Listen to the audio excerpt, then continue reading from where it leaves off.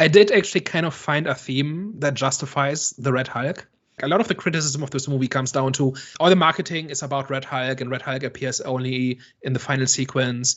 And this is a sequel to a 17-year-old movie that kind of had been soft retconned out of the MCU, and now it's back for some reason.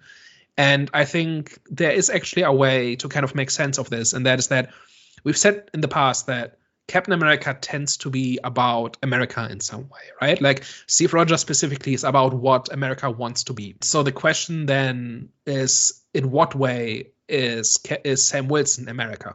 And the thing I came up with is that it's about fresh starts and it's about moving on. So Ross has this history of doing extreme things and questionable things in order to fight the superhuman problem. That was his role in Civil War when he was behind the raft in the Sokovian Accords, and that is kind of was his role in fighting the Hulk and creating the Abomination to fight the Hulk and the Incredible Hulk, stuff like that, right? And he legitimately wants to move on and wants to be better than that, and he wants to turn over a new leaf and kind of move forward, because dwelling on the past does not help anybody, right? Like that's his idea, right? And then we've got Isaiah is kind of an example of how America used to be, right? In the sense that they locked him up in a prison for 30 years and experimented on him, but they could not let him just walk around and be free, right? Like he did the same thing that Steve Rogers did, which was go rogue in Korea to save some people. Apparently this is outlined in the show, which I haven't watched, but in the movie they kind of recap it. And where Steve Rogers was a hero, he was a criminal, and he got locked up and experimented on for 30 years. And so America treated Isaiah Bradley completely differently from the way they treat Sam Wilson. It's not the 50s anymore, right? America has in fact changed since the 50s when it comes to this. So that is another example of moving forward and leaving the past behind you, right? I think I had another example of this. Oh, and the third way in which we are moving forward, leaving the past behind, is adamantium.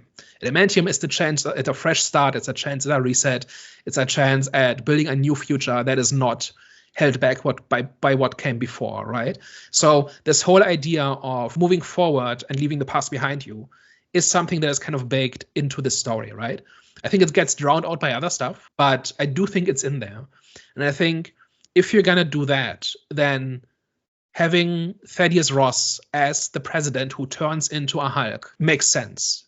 Like people complain about how, oh, why is a Hulk villain in my Captain America movie?